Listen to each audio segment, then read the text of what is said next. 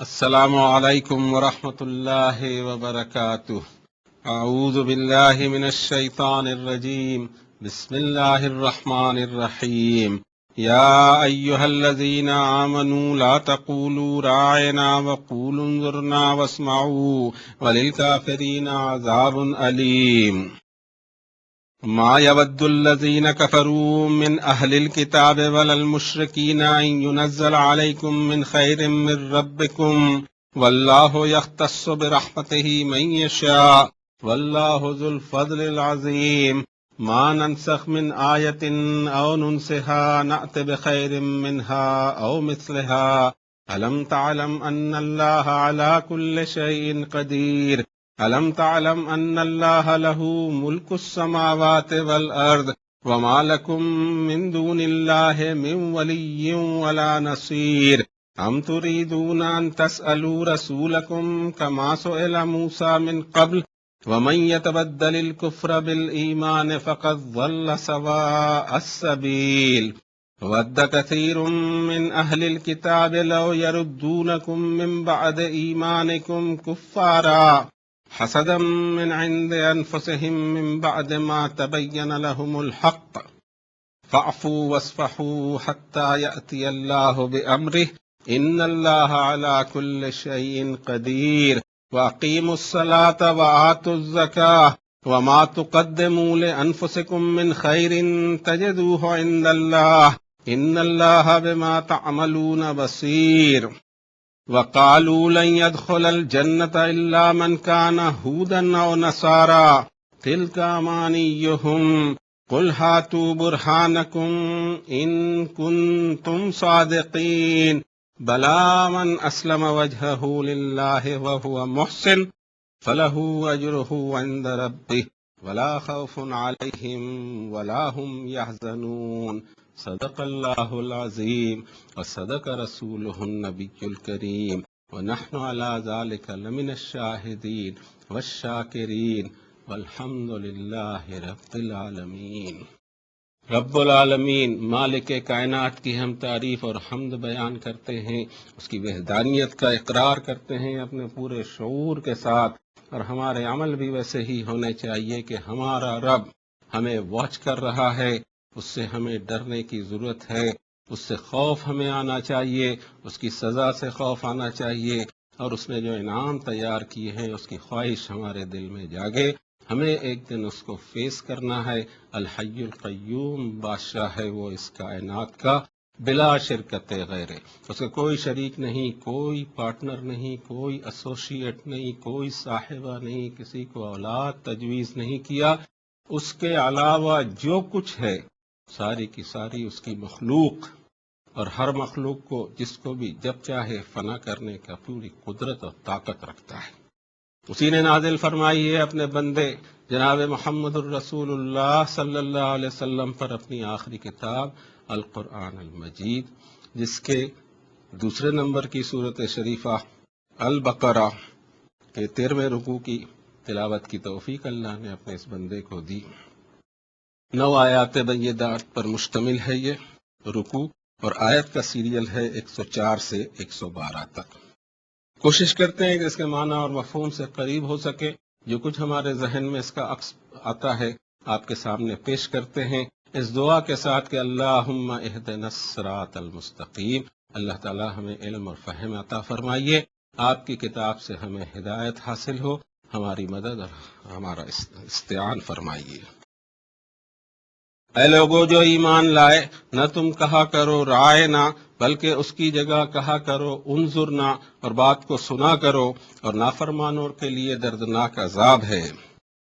اہل کتاب کے نافرمان لوگ نہیں چاہتے ہیں، اور نہ مشرکین بھی یہ چاہتے ہیں کہ تم پر تمہارے رب کی طرف سے خیر نازل ہو، حالانکہ اللہ مخصوص کر لیتا ہے اپنی رحمت کے لیے جسے چاہے، اور اللہ بڑے فضل والا۔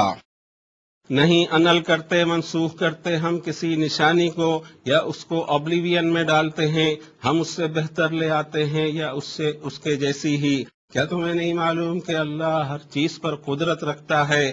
کیا تمہیں نہیں معلوم کہ اللہ ہی کے لیے ہے پوری ڈومینین، حکومت، سلطنت، بادشاہت، آسمانوں اور زمین کی، اور نہیں ہے تمہارے لیے اللہ کے سوا کوئی پروٹیکٹر اور کوئی مددگار۔ مومنوں، کیا تم بھی یہ چاہتے ہو کہ تمہارے رسول سے ویسے ہی فرمائشی پروگرام اور سوال کرتے رہو جیسا سوال کیا گیا تھا حضرت موسیٰ سے؟ اور جو اپنے ایمان میں رہ کر اس طرح کی نافرمانی کی حرکت کرے تو تحقیق وہ مین ہائی وے سے بھٹک گیا۔ اہل کتاب کے اکثر لوگ یہ چاہتے ہیں کہ کاش تم کو پلٹا دیں تمہارے ایمان کے بعد کفر میں۔ یہ ان کے جی کا اور ان کے دل کے اندر کا حسد ہے، اس کے باوجود کہ ان کے اوپر حق بیان ہو چکا۔ سو درگزر کرو ان کو اور معاف کرو یہاں تک کہ اللہ اپنا کوئی فیصلہ لاگو کرے، بے شک اللہ ہر چیز پر قدرت رکھتا ہے۔ اور قائم کرو نماز اور دیتے رہو زکوٰۃ، اور جو کچھ تم خیر اپنے آپ کے لیے آگے بھیجو گے تم اسے اللہ کے پاس ریزرو پاؤ گے، بے شک اللہ تمہارے اعمال کو واچ کر رہا ہے۔ اور وہ یہ کہتے ہیں کہ نہیں داخل ہوگا جنت میں مگر جو کوئی ہوگا یہودی، اور یہی بات نصارہ بھی کہتے ہیں۔ یہ ان کی خام خیالیاں ہیں۔ ان سے کہو کہ لے آؤ تمہاری دلیل اگر تم اپنے دعوے میں سچے ہو۔ ایسا کچھ بھی نہیں ہونے کا۔ جس کسی نے سبمٹ کر دیا، سرنڈر کر دیا اپنی تمام توجہات اور پریفرنس اور خواہشات کو اللہ کے لیے، اور وہ نیکیاں کرنے والا بھی ہو، احسان کرنے والا بھی ہو، تو اس کے لیے اس کا ریوارڈ اس کے رب کے پاس ہے، اور اس طرح کے لوگوں کے لیے کوئی خوف اور کوئی غم کا مقام نہیں ہوگا۔ کوشش کی تھی کہ ان آیات بینات کے معنی کو اپنے الفاظ میں ادا کر سکیں، حالانکہ اللہ کا کلام ہے، عرش اعظم سے آیا ہوا ہے، اور ایک خاکی بندہ اس کے ترجمانی کا حق ادا نہیں کر سکتا۔ لیکن ہم لوگوں کی بھی ایک مشکل یہ ہے کہ ہم نے کتاب اللہ کی عربی سے اپنا رشتہ نہیں جوڑا، تو ظاہر ہے کہ ترجمے میں وہ چیز آئے گی نہیں جو اوریجنل میں ہے، اس کی روحانیت اور دل پر اور دماغ پر اس کا اثر انداز ہونا۔ اب غور و فکر کرتے ہیں ان آیات بینات میں ہمارے لیے کیا احکامات موجود ہیں، کس طرح کی ہماری سوچ ڈھلنی چاہیے، کیسے ہمارے اعمال ہونا چاہیے، کیسے ہم واقعات سے سبق حاصل کریں، اور واقعات پہ ہمارا ایکشن اور ری ایکشن کیا ہو، کن چیزوں کو ہم ویلیو دیں، کن چیزوں کو ڈی ویلیو کر دیں۔ ان ساری چیزوں کی طرف توجہ دیتے ہیں ان آیات بینات میں۔ خطاب پچھلے اہل کتاب سے ہے، اور ایک نئے اہل کتاب ابھی اس وقت تیار ہو رہے ہیں۔ محمد الرسول اللہ صلی اللہ علیہ وسلم کی دعوت کے نتیجے میں حجاز میں، مکے اور مدینے کی وادیوں میں، اور اللہ کا آخری کلام ان کو سنایا جا رہا ہے جو مسلسل 23 سال تک سنایا جاتا رہا، اور ان کا ڈیولپمنٹ کیا جا رہا ہے۔ اسی نقطہ نظر سے ہم اپنا بھی ڈیولپمنٹ کرتے ہیں اور ان آیات بینات پر غور کرتے ہیں۔ پہلی آیت شریفہ میں فرمایا، یا ایھا الذین آمنوا لا تقولوا راعنا وقولوا انظرنا واسمعوا وللکافرین عذاب علیم۔ اے لوگو جو ایمان لائے ہو، یہ راعنا لفظ کو بولنا چھوڑ دو اور اس کی جگہ لفظ انظرنا کہو اور بات سنا کرو، اور نافرمانوں کے لیے دردناک عذاب ہے۔ بیشتر سوسائٹیز میں کسی بات کو ریپیٹ کرنے کے لیے کوئی بات کہہ رہا ہو اور وہ سمجھ میں نہیں آئی ہو یا سن نہیں سکا ہو تو آدمی کہا کرتا ہے کہ اس کو دوبارہ کہیے، یا کوئی اور بھی ڈائلاگ چلتے رہتے ہیں۔ اس وقت مدینہ طیبہ میں راعنا ایک ڈائلاگ چلتا تھا کہ ہماری رعایت فرمائیے، اس کے معنی یہ ہو کہ آپ نے جو بات کہی وہ دوبارہ فرمائیے۔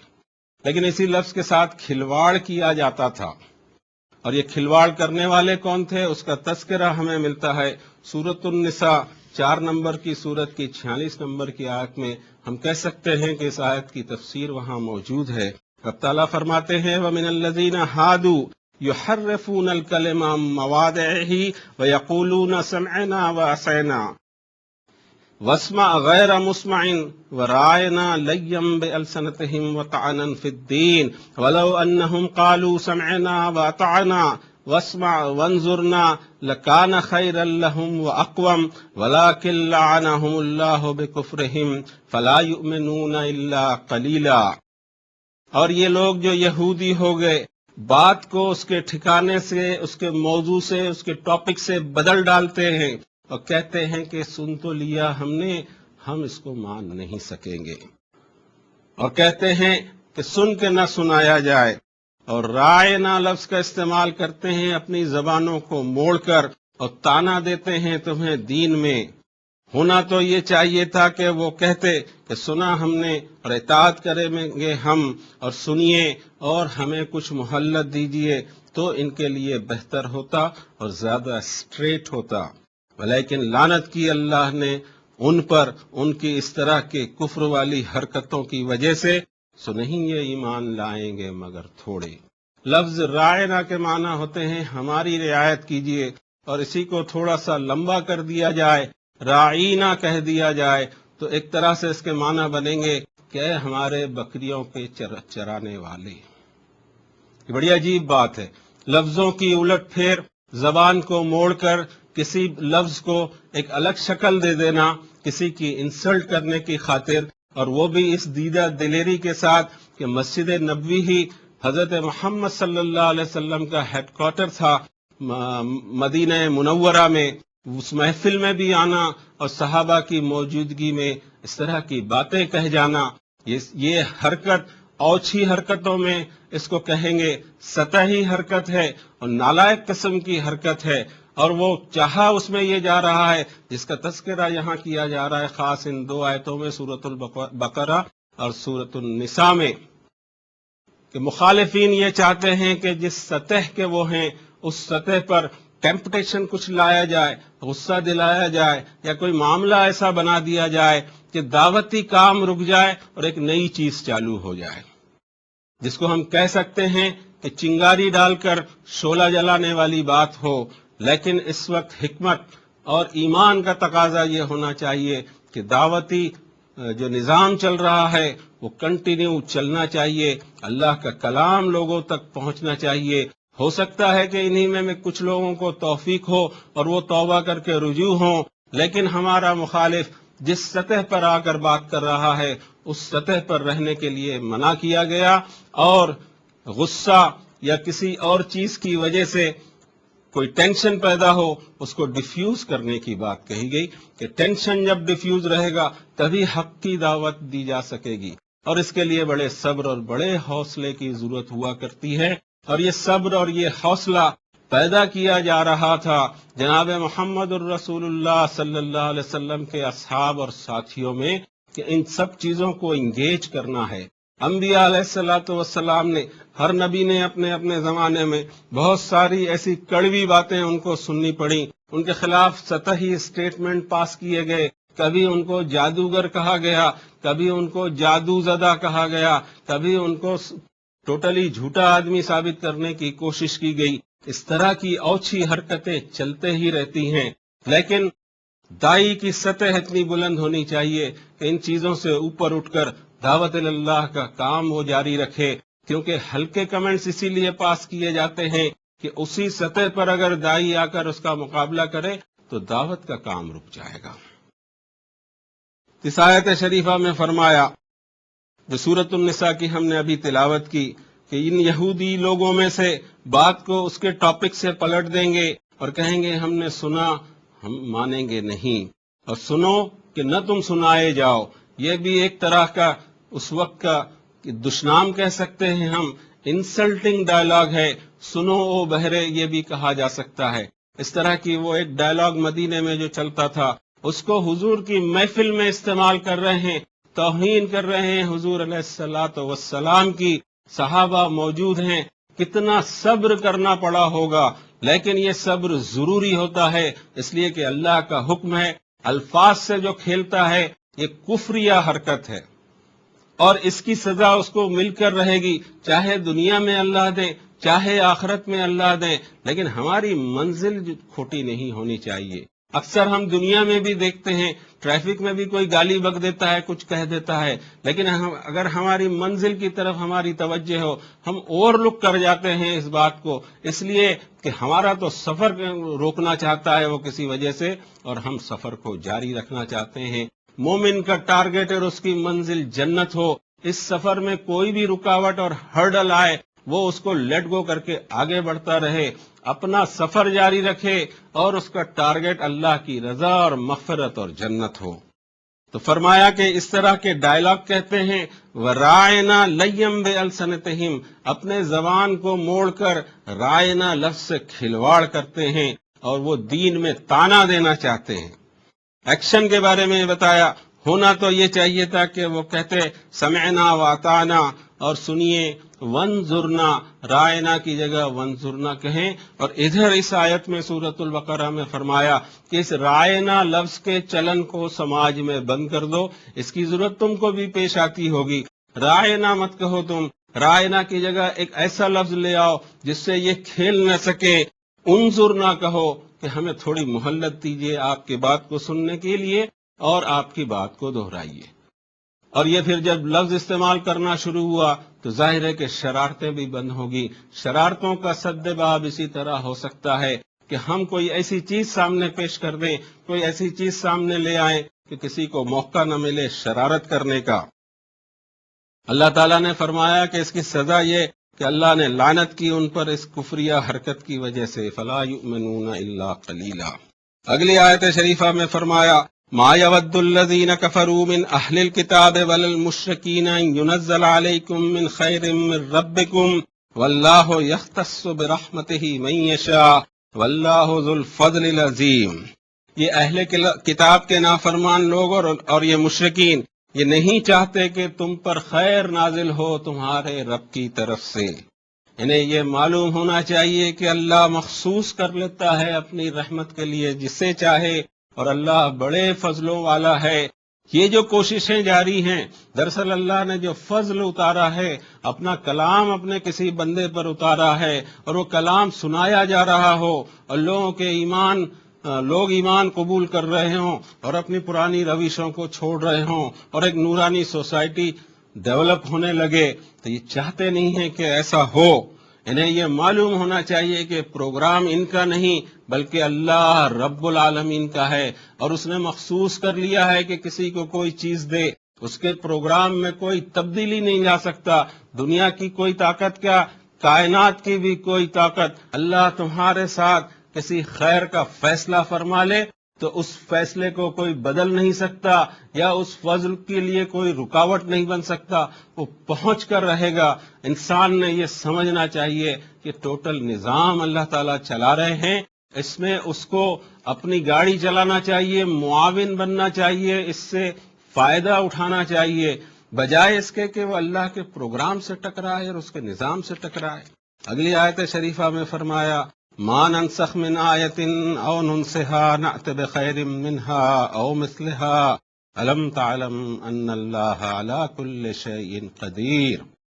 جو منسوخ کرتے ہیں ہم کوئی آیت یا ہم اسے اوبلیوین میں ڈالتے ہیں، ہم اس سے بیٹر لے آتے ہیں یا اس کے جیسا، کیا تمہیں نہیں معلوم کہ اللہ ہر چیز پر قادر ہے؟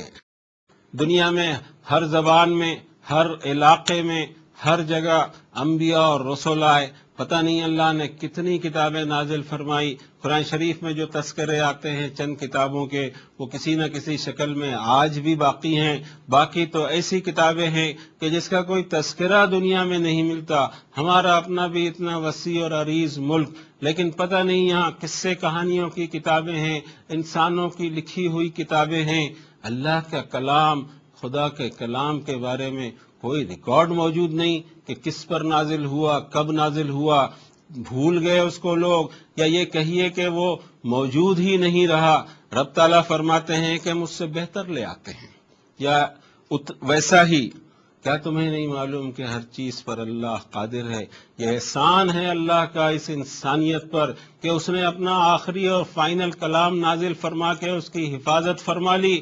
آج ہم 1450 سال بعد بھی بیٹھے ہوئے ہیں، اللہ کا کلام ہمارے سامنے، وہ نور ہمارے سامنے ہے کہ سارے ظلمات کو دور کر کے ہمیں صراط مستقیم کی طرف رہنمائی کرے۔ اب کوشش یہ ہونی چاہیے کہ اس نور جو عرش اعظم سے اللہ تعالیٰ نے اتارا ہے اس کی اتباع ہونی چاہیے۔ وَاتَّبَعُوا النُّورَ الَّذِي أُنزِلَ مَعَهُ أُولَٰئِكَ هُمُ الْمُفْلِحُونَ۔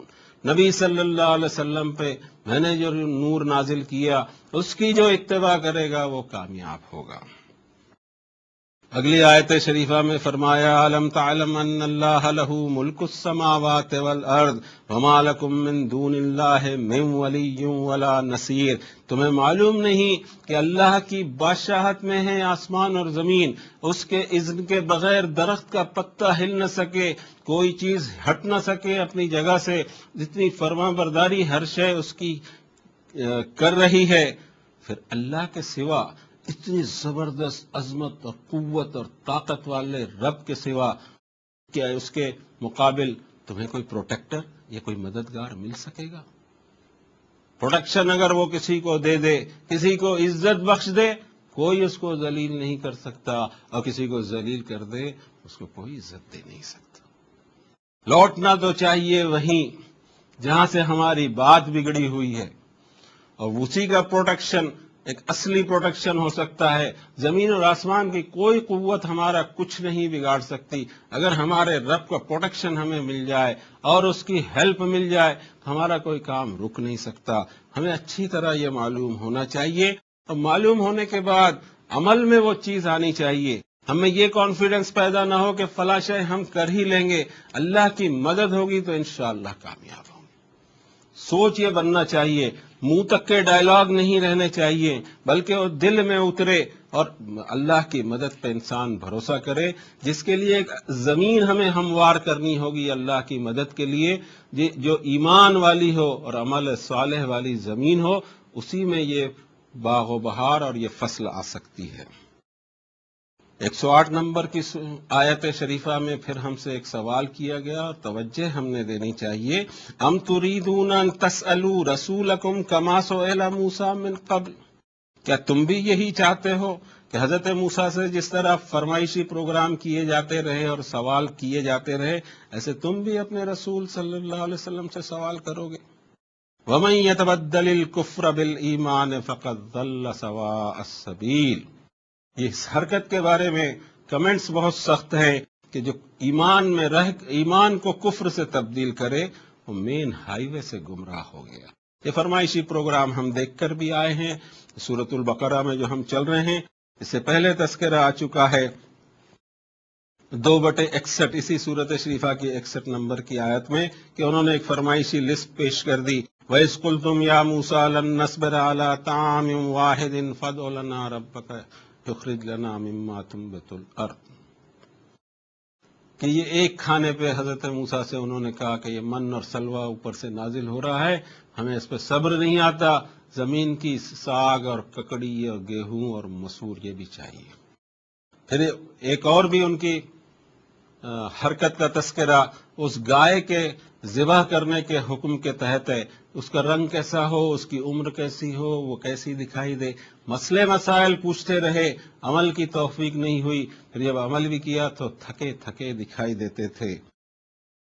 اور اس سوال اور اس طرح کی جو چیزیں ہیں ہم اس کو اچھی سمجھتے ہوں، لیکن دین میں انفارمیشن ہمارے پاس میں بڑھ جائے اور اعمال نہ بڑھیں، یہ بہت خطرے کی بات ہے۔ ہونا یہ چاہیے کہ اللہ کے احکامات سامنے آئے، عمل ہم جاری کر دیں، پھر اس کی ریپیئرنگ یا اس کا انٹیریئر ڈیکوریشن ہوتا رہے گا۔ سورۃ المائدہ میں 101 نمبر کی آیت میں بھی ہمیں ایک حکم ہے، اس کی طرف ہمیں توجہ دینی چاہیے۔ یا ایھا الذین آمنوا لا تسألوا عن اشیاء ان تبد لکم تسؤکم وان تسألوا عنها حین ينزل القرآن تبد لکم عفا اللہ عنها واللہ غفور حلیم قد سألها قوم من قبلکم ثم اصبحوا بها کافرین۔ اے لوگو ایمان والو، سوال در سوال کی عادت مت ڈالو۔ اگر بتا دیا جائے گا تو تم تکلیف میں پڑو گے، اور تم اس وقت یہ سوال کرتے رہو گے جب قرآن نازل کیا جا رہا ہو تو تمہیں بتا دیا جائے گا۔ سارے مسائل آ سکتے ہیں، لیکن جب مسائل میں اتار دوں گا تم تکلیف میں پڑ جاؤ گے، تم سے ہو نہیں سکے گا۔ اس عادت کو کرٹیل کرنے کی ضرورت ہے۔ اعمال کی توفیق جذبے کے ساتھ ہوتی ہے، انسان کا جذبہ تو آگے بڑھے، معلومات بہت ساری حاصل کی، ہو نہیں پا رہا ہو تو بات بگڑ جاتی ہے۔ فرمایا کہ تمہاری اس حرکت کو اللہ نے معاف کیا، اللہ مغفرت والا اور حلم والا ہے۔ تم سے پہلے کی قوموں نے یہی حرکت کی، پھر احکامات نازل ہوئے تو فوراً انکار کی روش پر آ گئے۔ اس طرف توجہ دینی چاہیے۔ ہم یہ اگر سمجھیں کہ بس یہ سوال در سوال، یہ چیز وہ پوچھے یہ پوچھے، اور بتانے والے بھی بے تکلفی سے بتاتے چلے جائیں، تو دین مشکل بن جائے گا. اور کہیں ایسا نہ ہو کہ ہم اپنے لیے ہی وہ کوشچن کھڑے کر دیں جو کوشچن پیپر میں آئے ہی نہیں ہیں. جن چیزوں کے لیے ہم کو آخرت میں فیس کرنا ہے رب تعالیٰ کو، اور جن چیزوں کے سوال ہونے ہیں، ان آئٹمز کو چیک کرنا ہمارے لیے بہت ضروری ہے. اور رب تعالیٰ فرماتے ہیں سورہ نساء میں کہ ان تجتنبوا کبائر ما تنہون عنہ نکفر عنکم سیئاتکم وندخلکم مدخلا کریما. تم ان بڑے بڑے گناہوں سے بچو گے جس کے لیے میں نے تمہیں منع کیا ہے، تو تمہاری یہ چھوٹی موٹی چیزوں کو میں معاف کر دوں گا، اور تمہارا داخلہ بڑے عزت اور احترام اور اکرام کے ساتھ جنت میں کراؤں گا. بڑی بڑی چیزیں پھر رہ جاتی ہیں. حضرت عیسیٰ علیہ السلام کا ایک خطبہ جو ببلیکل لٹریچر میں ہمیں ملتا ہے، اس میں ایک جملہ یہ ہے کہ چھوٹی چھوٹی چیزوں کو تو تم نے پکڑ رکھا ہے، اور بڑی بڑی چیزیں جو ہیں وہ ہضم ہوئے چلی جا رہی ہیں، اس کی طرف کوئی کیئر نہیں ہے. قومیں جب بگڑتی ہیں، مزاج جب ان کا بگڑتا ہے، دین ان کا کتاب اللہ سے ہٹ کر کہیں تیار ہو جاتا ہے، اس دین میں چھوٹی چیزوں پر بہت زیادہ توجہ ہے، موٹے موٹے کبائر رہ جاتے ہیں، سماج ایسے ہی چلتا رہتا ہے. ضرورت اس بات کی ہے کہ کبائر پہ نظر رکھی جائے، خود اپنے آپ کو اس سے بچایا جائے، اور سب سے پہلے اپنے خاندان کو بچایا جائے. 66 نمبر کی سورت کی 6 نمبر کی آیت میں رب تعالیٰ نے فرمایا یا ایھا الذین آمنوا قوا انفسکم واہلیکم نارا. اے ایمان والو، اپنے آپ کو اور اپنے بال بچوں کو جہنم کی آگ سے بچاؤ. ایمان والوں کا نام لیا ہے. ایمان والے یہ نہ سمجھیں کہ ہم جہنم سے پرے کی چیز ہیں، اور ان سے کہا گیا کہ سب سے پہلے اپنے آپ کی فکر کرو، اور ہر شخص پر یہ ذمہ داری ڈالی گئی کہ سب سے پہلے اپنے بال بچوں پر کی فکر کرے. لمبی لمبی فکروں کے پروگرام مجھے نہیں ملتے ہیں کتاب اللہ میں. سب سے بڑی فکر میری اپنی ہو، پھر میرے عزیز و اقارب کی ہو، اور اس طرح بات آگے بڑھے. 109 نمبر کی آیت لیتے ہیں. وَدَّ كَثِيرٌ مِّنْ أَهْلِ الْكِتَابِ لَوْ يَرُدُّونَكُم مِّن بَعْدِ إِيمَانِكُمْ كُفَّارًا حَسَدًا مِّنْ عِندِ أَنفُسِهِم مِّن بَعْدِ مَا تَبَيَّنَ لَهُمُ الْحَقُّ فَاعْفُوا وَاصْفَحُوا حَتَّىٰ يَأْتِيَ اللَّهُ بِأَمْرِهِ إِنَّ اللَّهَ عَلَىٰ كُلِّ شَيْءٍ قَدِيرٌ. اس طرح کی نیگیٹو حرکت کرنا، رائنا کو کھینچنا، زبان کو موڑنا، انسلٹ کرتے رہنا، مذاق اڑاتے رہنا، یہ ساری چیزیں ہیں. اس کی وجہ بیان فرمائی کہ اہل کتاب کے اکثر لوگ یہ چاہتے ہیں کہ تم ایمان لائے ہو، اب کسی طرح تمہیں کفر میں واپس ڈال دے یا نافرمانی کی حرکتیں کرائیں کہ تم ٹیمپٹ ہو جاؤ، مشتعل ہو جاؤ، اور جیسا وہ چاہتے ہیں اس سطح پہ آ جاؤ. فرمایا حسدا من عند انفسہم، ان کے اندر کا، ان کے دل کے اندر کا حسد ہے، حالانکہ انہیں حق پتہ ہے. اب کرنا کیا ہے؟ یہ اصل بات یہاں سے شروع ہوتی ہے کہ فاعفوا واصفحوا، معاف کرو، لیٹ گو کرو، ہٹاؤ، سطح اپنی کبھی گراؤ نہیں، اور انتظار کرو اللہ کا فیصلہ نازل ہوگا. اللہ کا فیصلہ کئی روپ میں نازل ہو سکتا ہے. تو خود تمہاری اپنی موت کہ تم اللہ کے دربار میں پہنچ جاؤ، دنیا تو وہ چلائے گا جیسے اس کو چلانا ہے، یا پھر یہ کہ ایمان کے نور کو پھیلا دے، یا انہی لوگوں کو جو اس طرح کی حرکتیں کرتے ہیں ان کو ایمان دے دے، یا پھر کوئی اور فیصلہ وہ نازل فرمائے. لیکن ہمیں عمل کرنا ہے. فاعفوا واصفحوا، معاف کرو، لیٹ گو کرو، اور ساتھ ان کاموں پر توجہ کرو جو 110 نمبر کی آیت میں فرمایا واقیموا الصلاۃ وآتوا الزکاۃ. نماز قائم کرو یا عبادتوں کے پورے سسٹم کو قائم کرو. وآتوا الزکاۃ، چیریٹیبل کام جاری رکھو یا زکوٰۃ ادا کرو. اور یہ چیزیں، یہ اعمال جو تم آگے بھیجو گے اپنے آپ کے لیے، یہ اللہ کے پاس تمہیں موجود ملیں گے. لیکن ایسا نہیں کہ اس کی انٹری کی ادھر ادھر ہو گئی ہو، یا کوئی یہ کہ بھائی کھاتا بہت پرانا ہے تب تو انٹری ہی نہیں مل رہی ہے. ایسا کوئی نظام وہاں نہیں ملے گا. تم اسے موجود پاؤ گے اللہ کے پاس، اور بے شک اللہ تمہارے اعمال کو واچ کر رہا ہے. 111 نمبر کی آیت میں فرمایا وَقَالُوا لَن يَدْخُلَ الْجَنَّةَ إِلَّا مَنْ كَانَ هُودًا أَوْ نَصَارَىٰ تِلْكَ أَمَانِيُّهُمْ قُلْ هَاتُوا بُرْهَانَكُمْ إِن كُنتُمْ صَادِقِينَ. اور وہ یہ کہتے ہیں کہ جنت میں کوئی داخل نہیں ہو سکتا، صرف یہودی ہی. اور یہی دعویٰ عیسائی بھی کرتے ہیں. ایک ہی چھوٹے سے جملے میں فرمایا تل کا امانیہم، یہ ڈے ڈریمز ہیں ان کے، یہ خواہشات ہیں، یہ تمنا ہیں ان کی، یہ فرسودہ یا خام خیالیاں ہیں ان کی. بس سوچ لیا انہوں نے کہ فلاں گروپ پر کسی کے وعدہ نہیں کیا ہے اس نے، فردن فردن ہر ایک کا حساب ہونا ہے. ہم پڑھتے چلے آ رہے ہیں، ابھی یہ 110 آیتوں تک ہم پہنچے ہیں، 3-4 مرتبہ اس کا تذکرہ ہو چکا ہے. کسی پیدائش کی بنیاد پر یا گروپ کی بنیاد پر یا رنگ کی بنیاد پر یا نسل کی بنیاد پر یا زبان کی بنیاد پر یا کسی اور بنیاد پر، کسی نیشن کی بنیاد پر کوئی لوٹ کا لوٹ جنت میں ڈال دیا جائے یا جہنم میں ڈال دیا جائے، ایسا نہیں ہونا ہے.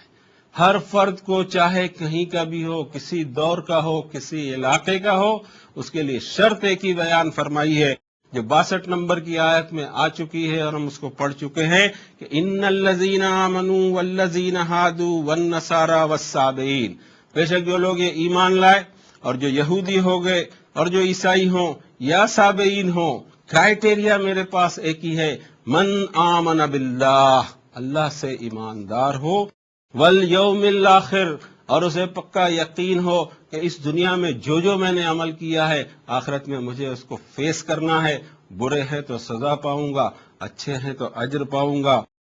وعمل صالحا، اور نوبل ڈیڈز کیے ہوں، کام اس کے نیک ہوں، اس کی زندگی نیکیوں سے بھرپور ہو، فلہم اجرہم عند ربہم، ایسے کروڑ بھی انسان ہو سکتے ہیں، ان کے لیے ان کا اجر ان کے رب کے پاس، کوئی خوف ان پر نہیں اور کوئی غم نہیں. کتاب اللہ کے بات ہی نرالی ہے، بات کو اتنے صاف طور سے بیان کر دیا گیا. شرط یہ ہے کہ کتاب اللہ سے ہم اپنے آپ کو ری چیک کریں، کراس چیک کریں اور اپنے ذہن کو سدھاریں. یہ سب دعوے کہ فلاں گروپ، فلاں پارٹی یا فلاں طرح کے لوگ، ان کی بخشش ہو جائے گی باقی سب جہنم میں جائیں گے، ایسی کوئی آیت نہیں. رب تعالیٰ فرماتے ہیں تل کا امانیہم، ڈے ڈریمنگ ہے، چل رہا ہے. قل ہاتوا برہانکم ان کنتم صادقین، تمہاری دلیل لاؤ اگر تم سچے ہو. بلا، ایسا کچھ بھی نہیں ہونے کا. بلا لا کر یہاں ساری بوگس چیزوں کو ختم کر دیا. یہ تمہاری خوش فہمیاں ہوں گی تو ہوں گی. من اسلم وجہہ للہ، جس نے سرنڈر کر دیا اپنے آپ کو، اپنی توجہات کو، اپنے پریفرنسز کو، اپنی خواہشات کو اللہ کے لیے، وَهُوَ مُحْسِنٌ، اور وہ احسان کرنے والا، نیکیاں کرنے والا ہو، فَلَهُ أَجْرُهُ عِندَ رَبِّهِ، اس کے لیے اس کا اجر اس کے رب کے پاس. وَلَا خَوْفٌ عَلَيْهِمْ وَلَا هُمْ يَحْزَنُونَ، نہ ان پر کوئی خوف ہوگا نہ ان کے لیے کوئی غم ہوگا. یہودیوں کے حوالے سے بات کہی. یہودیوں کی اگر تاریخ دیکھی جائے تو 4000 سال کی یہ تاریخ ہوئی، عیسائیوں کی تاریخ 2000 سال کی ہوئی، ہماری تاریخ 1400 سال کی ہوئی. یہ دعوے تو یہ 3-4 ہزار سال کے، پچھلے جو 3-4 ہزار سال دنیا کے گزرے ہیں اس میں یہ گروپ دکھائی دیتے ہیں. اس کے آگے جائیں تو حضرت نوح کا زمانہ، حضرت آدم کا زمانہ، یا حضرت نوح یا حضرت آدم کے بیچ کا زمانہ، ہزاروں لاکھوں سال پہ بھی وہ محیط ہو سکتا ہے. ایک ہی حشر کا دن اور قیامت کا دن ہے، ایک ہی کرائٹیریا پر حساب ہونا ہے، پہلے انسان سے لے کر آخری انسان تک. اس وقت ضرورت ہے کہ ہم اپنے آپ کو کراس چیک کریں. فنڈامنٹلز کتاب اللہ میں بیان کیے گئے ہیں، وہ اصول ہیں اور یہ اصول بدلیں گے نہیں. آخرت میں کسی گروپ کے لیے ساری خام خیالیوں کو بازو میں رکھتے ہوئے جن کاموں کی طرف اللہ نے توجہ دلائی ہے ان کاموں کی طرف اپنے نفس کو بھی دعوت دیتا ہوں اور آپ کو بھی دعوت دیتا ہوں کہ اپنے آپ کو خود کریکٹ کیجئے کتاب اللہ کی روشنی میں. اللہ کرے کہ اس طرح ہمارا سفر جاری ہو کہ ہم اپنے آپ کا ڈیولپمنٹ کریں، اپنے ایمان کا، اپنے اخلاق کا، اپنے کاروبار کا، اپنی زندگی کا، اپنی معیشت کا، اپنے ہر معاملے کا. دنیا کے سب سے زیادہ ہم پر خدا کا خوف غالب ہو، آخرت کے حساب کی ذمہ داری کو ہم محسوس کریں اور کتاب اللہ سے اپنا رشتہ روزانہ کا جوڑیں تاکہ صراط مستقیم پر چل سکے. ہم اللہ سے دعا کرتے ہیں کہ ہمیں صراط مستقیم کی ہدایت مسلسل دیتا رہے اور اس پر ہمیں چلاتا رہے. صراط مستقیم کے بعد غیر المغضوب علیہم ولا الضالین بھی ہمارے لیے ضروری ہے. کہ یہ جو راستے پر ہم چل رہے ہیں اللہ اس پر ہمیں کامیابی کے ساتھ چلاتا رہے، مغفرت فرما دے ہماری اور آپ کی۔ وصلی اللہ تعالی علی خیر خلقہ محمد وعلی آلہ وصحبہ اجمعین برحمتک یا ارحم الراحمین۔